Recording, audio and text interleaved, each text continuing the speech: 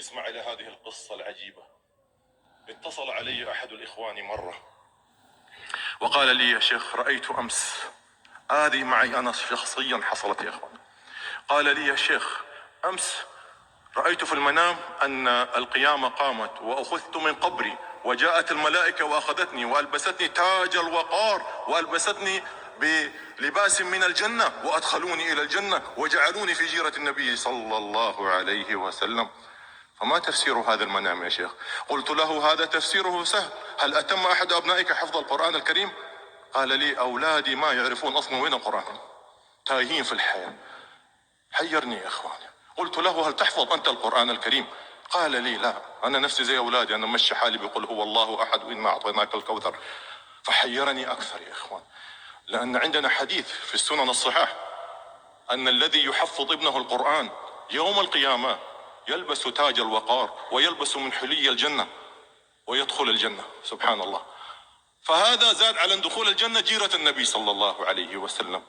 عندها سبحان الله جاءني هاجس، وسبحان الله، سبحان من أتاني بذاك السؤال. قلت له: يا أخي، هل تكفل يتيما؟ قال لي: نعم. قلت: بس قربنا إن شاء الله عشان نعرف إيش تفسير الحلم.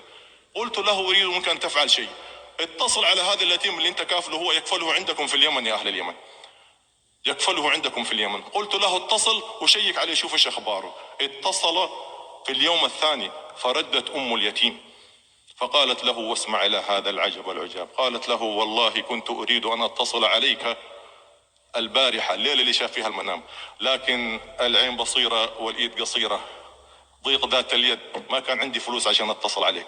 قال لها: خير ان شاء الله. قالت لها: ابني الذي تكفله منذ 5 سنين قد ختم حفظ القرآن أمس. سبحان الله، صليت على رسول الله. ابني الذي تكفله منذ 4 5 سنين أتم حفظ القرآن أمس، واحتفلنا به أمس، وأردت أن أبشرك، هو الذي كان يدفع لحفظه للقرآن ولأكله ولشربه، و4 5 سنين يكفله منذ كان في المهد. سبحان الله. فلما حفظ هذا اليتيم القرآن جاز ربنا الكافل وكأنه ابنه من صلبه، جازاه بأنه إن شاء الله، هذه يسمونها يا إخواني عاجل بشرى المؤمن. قال يعني قلت له: إن شاء الله هذا الآن ابنك، وهذه بشارة من الله أنك ستلبس تاج الوقار يوم القيامة إن شاء الله. فبكى وأبكاني معه والله يا إخوان. سبحان الله. هذا الحديث اللي عندنا، هذا لابنك الذي من صلبك، هذه جائزة تكون لابنك الذي من صلبك عندما يحفظ القرآن.